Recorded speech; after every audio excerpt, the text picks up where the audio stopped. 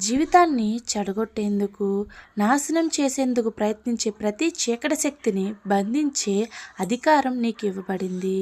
దేవుడు నీ చేతుల్లో పెట్టిన గొప్ప ఆయుధం ప్రార్థన అయితే దానికి శక్తినిచ్చేది దేవుని వాగ్దానం.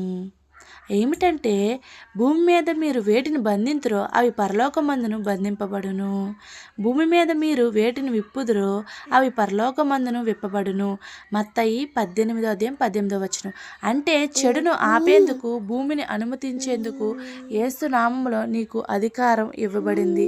నిరాశ, నిస్పృహ, సోమరితనము, బానిసత్వము, కృంగుదల, దూషణపు మాటలు, ఆందోళనలు, భయము, వైఫల్యాలు, అలాగే చెడు అలవాట్లు, వీటిని బంధించడానికి దేవుని సన్నిధిలో నీకు ఆయుధం ఇవ్వబడింది.